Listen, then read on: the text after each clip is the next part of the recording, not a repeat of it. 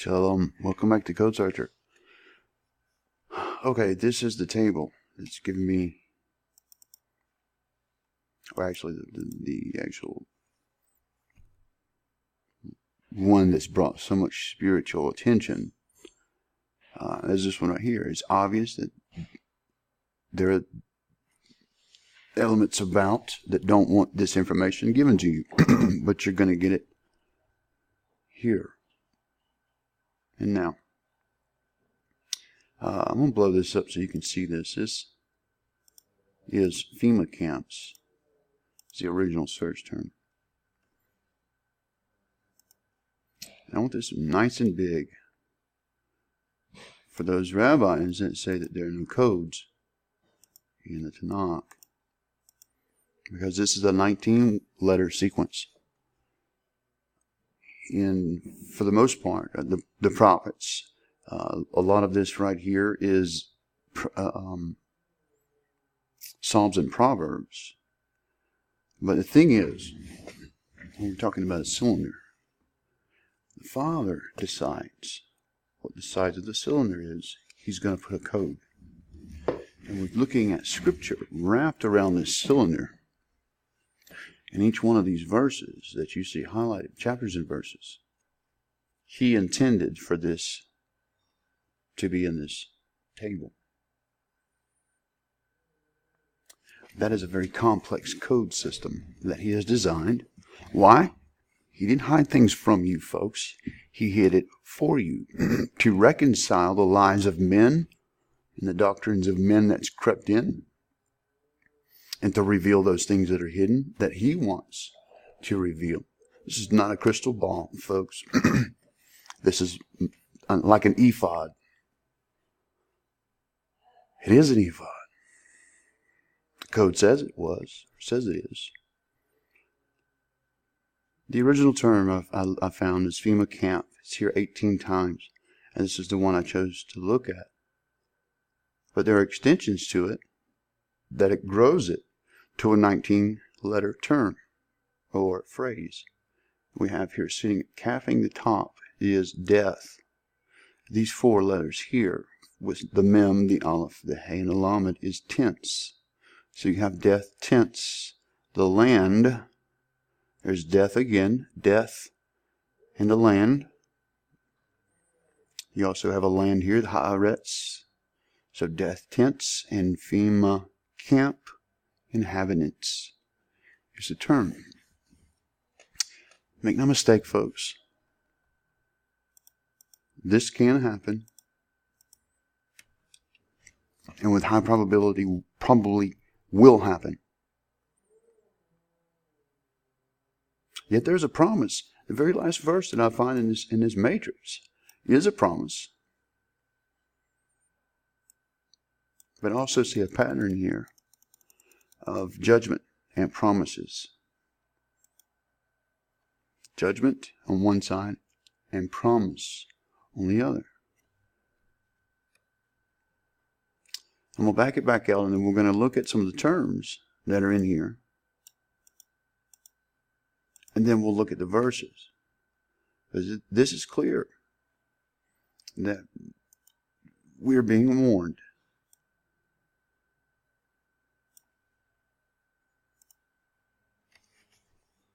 The probability of 19 letters appearing in such an organized way, and the fact that these verses and chapters come together in such a way with the terms that we're about to talk about is astounding. It's somewhere in 1 and 188 with several up to 100 zeros behind it. This is a lot of data and revelation in the prophets. Not just the prophets, also David's here in the Psalms, Proverbs is here, Ruth, Ecclesiastes. Many. And I can guarantee you that no one else has ever seen this table. This is the first time this has been unlocked in such a way. And that is an amazing thought, folks. This has been sealed until this time, literally until this time. I couldn't even get a video out for you to see this. Usually that means something, and it did, because I had other things to find in here. It's not going to be easy to talk about.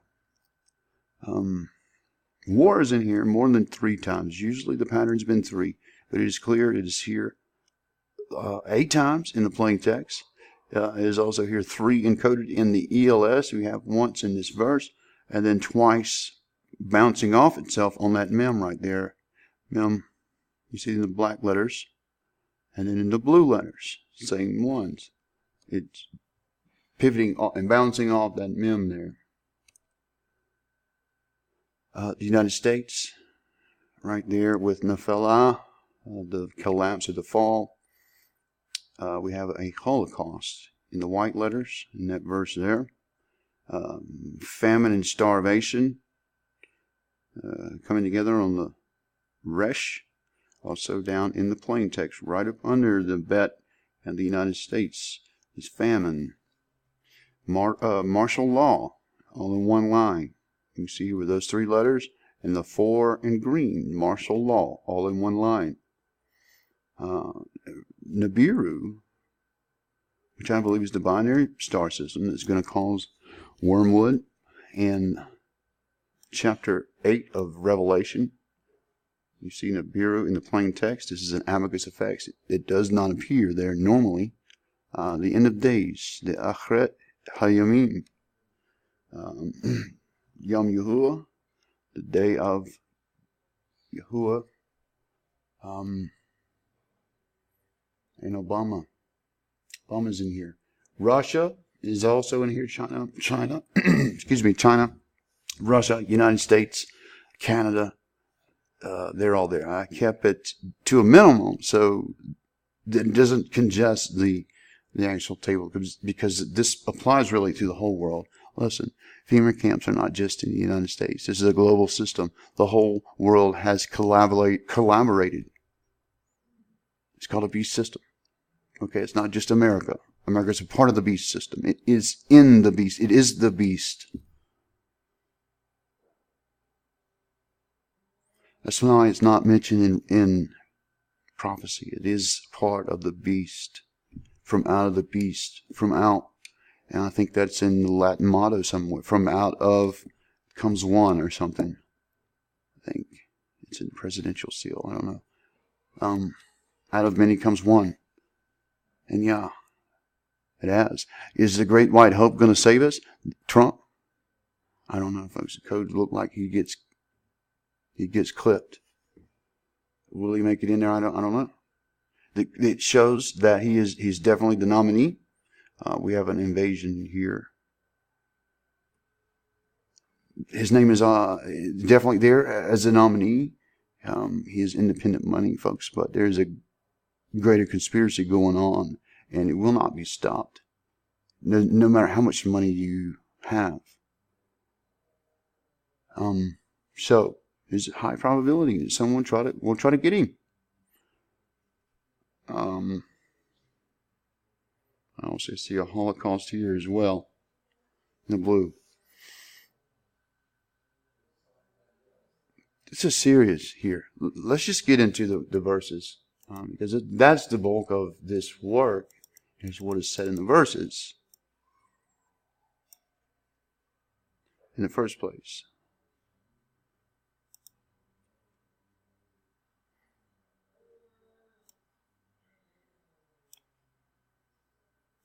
we'll start here, which is in the book of Joel, folks. Hang with me on this. There was a reason that this wasn't out as quickly as I hoped it would be. But I hope you would share this. And I know that it may be a long one. It's long-winded. There's a lot of information here. You need to see what the Father has encoded here with these verses, with 19 letters telling you that there is indeed death tents and FEMA camp inhabitants here. Let's begin with Joel chapter 2, verse 1.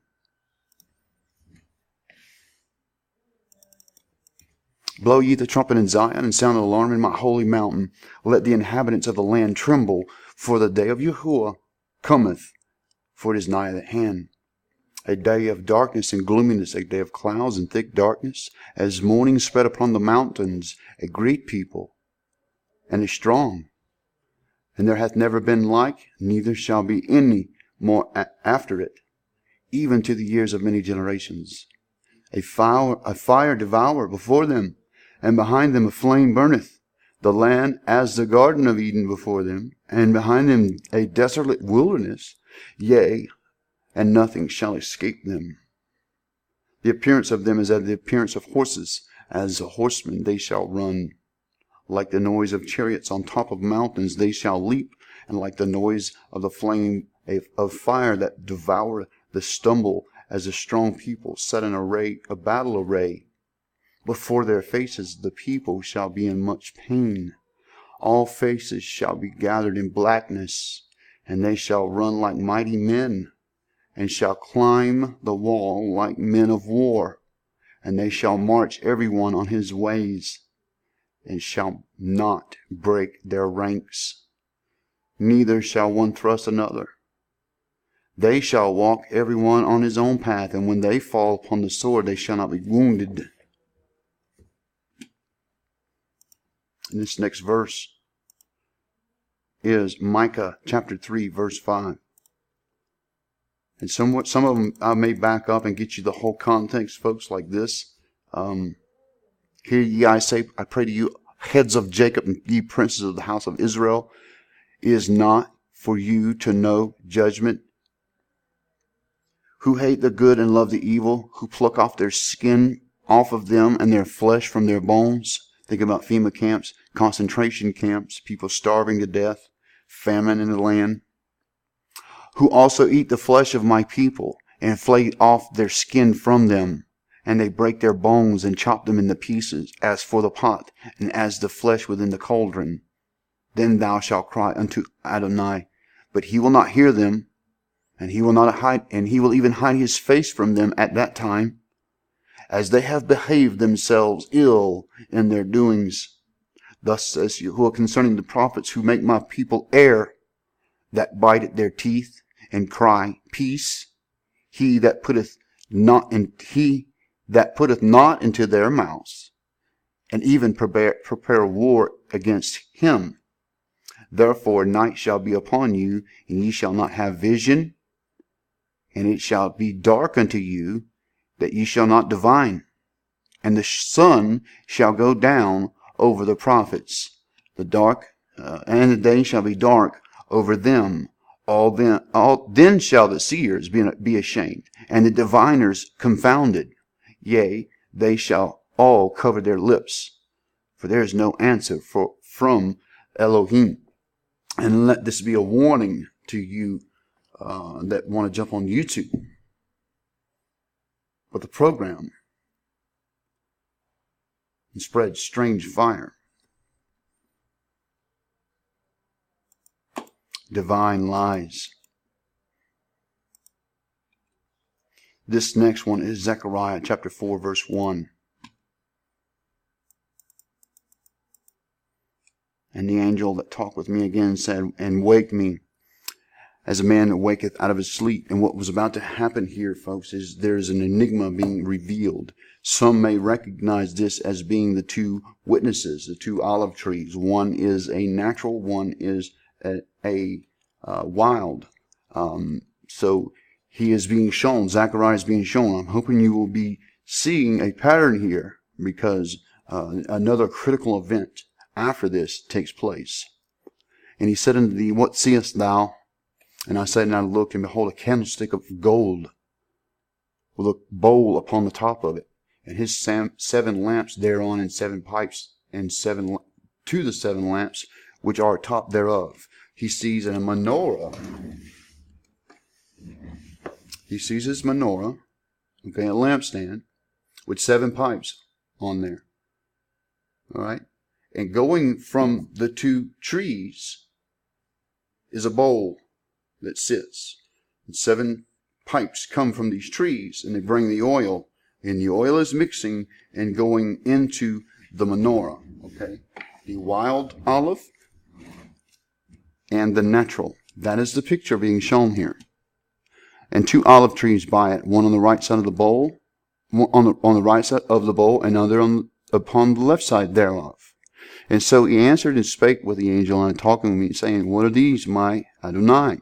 And the angel that I talked to, and he answered me and said unto me, Knowest thou not what these be? And I said, No, my Adonai. And he answered and spake unto me, saying, This is the word of Zerubbabel, saying, Not by might, nor by power, but by the Ruach, saith the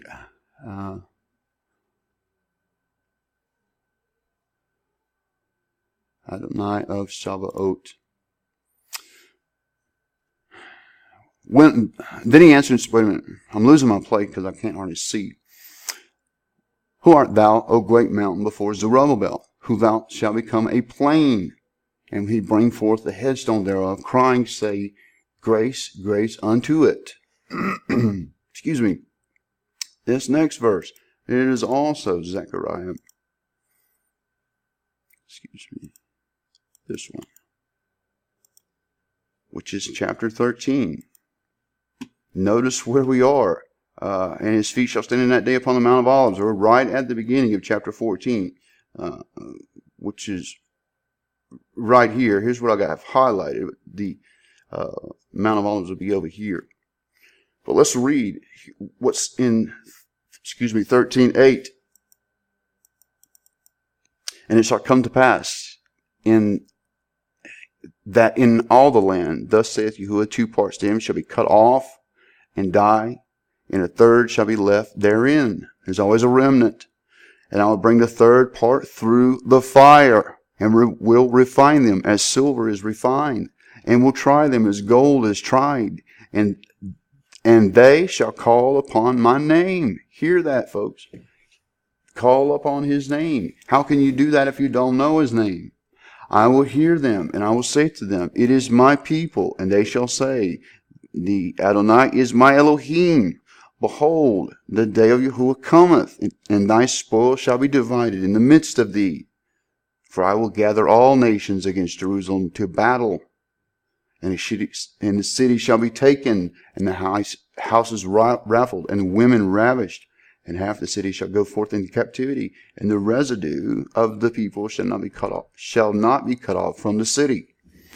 Clearly, end of days prophecy yet to come to pass, but it is coming. It is coming, folks. We are so close, and this is why we're seeing the mechanized movement in our own country. Today I saw 5 helicopters flying across the mountain ridge. On the interstate was a convoy headed north. Are they stationing or repositioning themselves into these districts?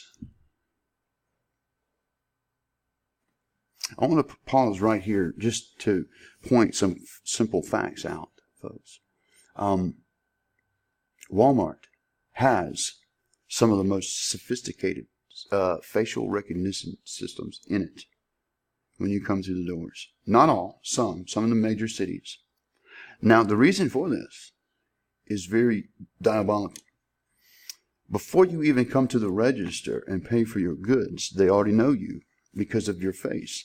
When you pay for your goods and with your electronic devices, your cards with your RFID chips in there, now they have your personal data and a face to go along with it. This is logged because Walmart is going to be used as a rally point, as a place where you're going to go in a time of trouble. Getting dry mouth here. And it's a very familiar and safe place for you. These FEMA camps are the same thing. It is guised as a disaster relief. But in reality, it is your doom. Just like, listen, lessons were learned from Hitler's mistakes and Eichmann and all the other Nazis that exterminated people. This next verse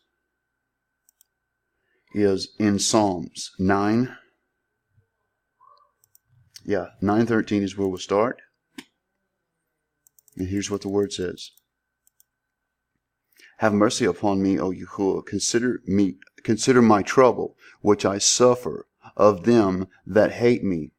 Thou that lift me up at the gates of death. Right there. That is where death and tense come together. That verse. Thou that liftest me up from the gates of death. Next verse is also Psalms. We're going to be in Psalms for a little while. 56:4. 56:4. Let's back. Yeah. Be merciful unto me, O Yahuwah, for man would swallow me up. He fighting daily to oppress me. Mine enemies would daily swallow me up, that fight against me, O Most High. What time I am afraid, I will trust in thee. In Yahuwah will I praise his word, and in Yahuwah will I put my trust. I will not fear what flesh can do unto me. Every day they wrest my words, and their thoughts are evil against me are evil. They gather themselves together and hide themselves, and they mark my steps, and they wait for my soul. Shall they escape by iniquity? In thine anger cast down the people, O Yahuwah. Thou tellest my wanderings. Put thou my tears in a bottle. Are they not in thy book? When I cry unto thee, then shall my enemies turn back. This I know, for Yahuwah is for me. Indeed he is. Make no mistake, folks, tribulation is not for the sake of argument, not a bad thing for the believer. It is a process. We're talking about grains here. There are two things that are going to take place. You are either wheat or tares. Okay? Tares are harvested with the wheat and cast into the fire. Then the wheat is processed. It is threshed on the threshing floor. Why? Because you have a stiff outer shell. You're hard-headed. You are very hard on the outside. So what happens there? A tribulum is rubbed over the threshing floor, over the grain. The outer shell is broke apart. The grain is then sifted and is separated from the outer shell, the chaff, and the chaff is burned. The grain is not burned. The grain is put in the storehouse because the grain is valuable. The chaff and the tares are not, and they are consumed. But they are all processed together. You understand? Hear the wisdom in that, folks. This next verse is also in Psalms. Excuse me, I believe. Have we already done this?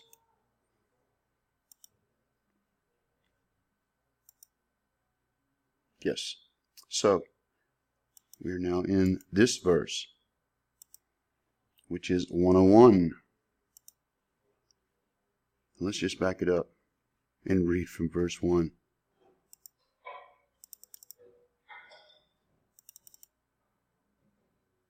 I will, a prayer of the afflicted when he is overwhelmed and poured out his complaint before Yahuwah.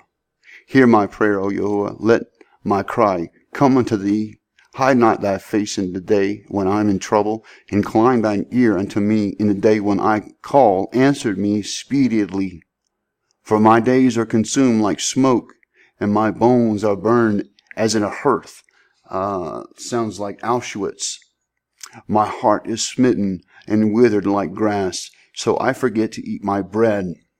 By reason of the voice of my groaning, my bones cleave to my skin. Sounds like Auschwitz.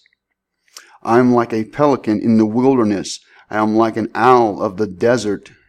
I watch, and I am a sparrow alone upon a housetop. Do you know what those two birds do? They sit and wait for an opportunity to grab a varmint or a vermin or a fish or something to consume it. Mine enemies reproach me all the day, and they are mad against me and are sworn against me.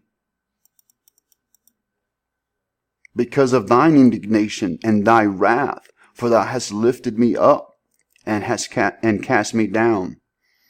My days are like a shadow that declineth, and I am withered like grass. But thou, O Yahuwah, shalt endure forever, and thy remembrance unto all generations. I just kept going because it's so good there. You see the promises and the judgment, the promises of judgment to the wicked, the promises of deliverance and mercy to the righteous. Together. You go through this together.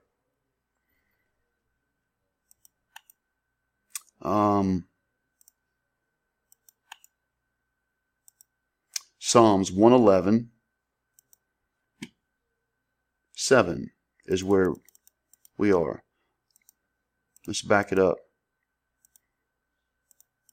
Yeah.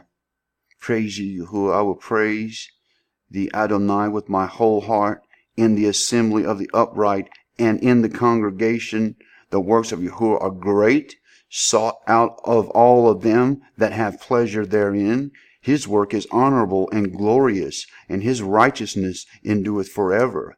He hath made his wonderful works to be remembered, and Yahuwah is gracious and full of compassion. And he hath given meat unto them that fear him, and he will ever be mindful of his covenant. And he hath shown his people the power of his works, that he may give them in their heritage of the heathen. The works of his hands are the verity and the judgment, and the commandments are sure. And they fast for ever and ever, and are done in truth and uprightness. He sent redemption unto his people, and he hath commanded his covenant forever. Holy and revered is his name. The fear of Yahuwah is the beginning of wisdom. A good understanding have all they that do his commandments, and praise endureth forever. Blessed is ye, the Adonai. Blessed is the man that feareth Yahuwah, that delighteth greatly in his commandments. His seed shall be mighty upon the earth. The generation of the upright shall be blessed. Promises. Promises. 125:2.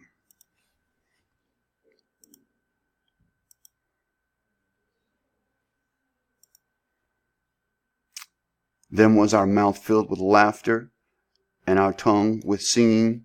Then said they among the heathen, the Adonai hath done great things for them, and the Adonai hath done great things for us. Wherefore we are glad. Turn again our captivity, O Yahuwah, as the streams of the south. They that sow it in tears shall reap in joy.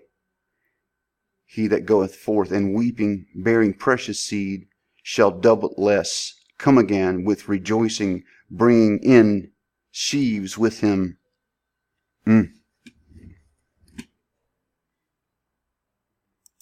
Next verse. This is actually in Proverbs. We're in 9:18 is where I had it highlighted.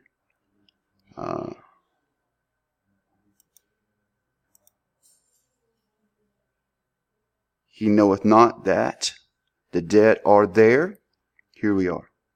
You see Raphaim in here? This is going right through FEMA camps, folks. And here's what it says. He knoweth not that the dead are there, and that her guests are in the depths of hell. Let me read it one more time for you, in case you didn't get that. He knoweth not the dead are there, and that her guests are in the depths of hell. That's Raphaim running right through there. Another proverb, 19:20. Sounds like Auschwitz to me, folks, in the FEMA camps.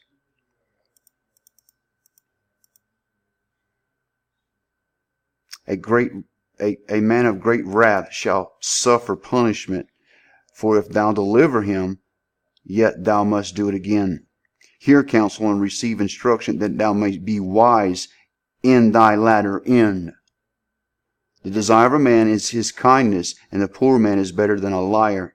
The fear of Yahuwah tendeth to life, and he shall it abide itself satisfied, and he shall not be visited with the evil. A slothful man hideth his hand in his bosom.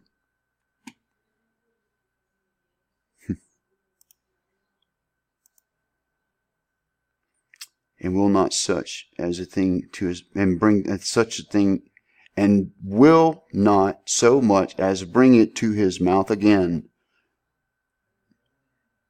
Smite a scorner, and the simple will beware, and reprove one that hath understanding, and he will understand knowledge.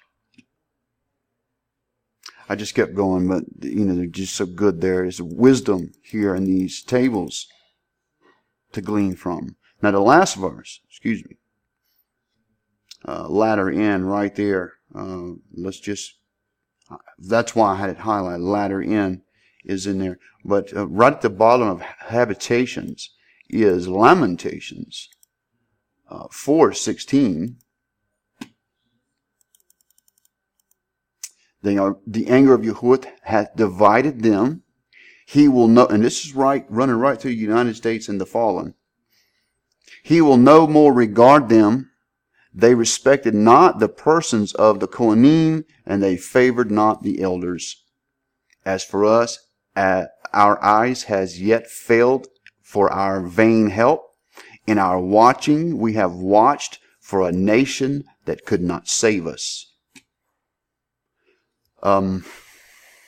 They hunt our steps, and we cannot go in the streets. Our end is near. Our days are fulfilled, for the hour near is come. That is America, folks. Hear this warning. Listen to me. Obama has reduced the military so much that there are less than 400,000 United States soldiers in the army. The mechanized division of Russia, which is the tanks and such, that is about that number Russia has, 400 to 500,000. We don't have that in soldiers. We can't defend ourselves because we've been dismantled. Understand what I'm telling you. You're being sold upriver. Daniel is where we are now. You can see here where in these words, the green letters in there, that is martial law. I have the next one highlighted, but I wonder why I didn't highlight all of this. It's just a partial, 425.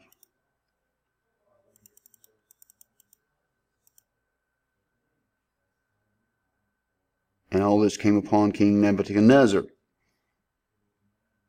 He was very boastful. He actually is cast into the field for 7 years as a beast to eat of the field. Now let's go down to the next one for the time's sake. Daniel 8. I'm going to back up and read because Daniel 8 is a good chapter. Keep in mind this table and what's being said here. Wait a minute. Now some of this appears to be a dual meaning here because the four kings that come out of this one king. This is talking about Alexander the Great, the Greek of the Daniel statue, the Greek conqueror. So this has already been fulfilled. Now, out of these four kings in the latter day of their kingdom. Now, who are these four kings? These are the four generals from Alexander the Great. Now, the latter day of their kingdom. This would be the Byzantine kingdom. So all of those in there. So out of here, and this is 8:19. For the sake of time, I just wanted to catch us up. And said, Behold, I will make thee to know what shall be in the last end of the indignation. At the appointed time, the end shall be. These two horns that come up, of the kings of Media and Persia. The rough goat is the king of Greece. This is the great horn, and where the four kings come out. This is the four generals of Alexander the Great. Go study your ancient history. That is a fact. Okay? At the latter time of their kingdom, when the transgressors are come to the full, a king of fierce countenance and understanding dark sentences shall stand up. And his power shall be mighty, but not by his own power. And he shall destroy wonderfully, and he shall prosper in practice, and shall destroy the mighty and the kadosh people. All right? Who is that? Obama's name is right there. We have war all over this. But here, in this, I want you to see a promise. Okay? And I'm just going to cut to the chase, folks, because this is your only hope.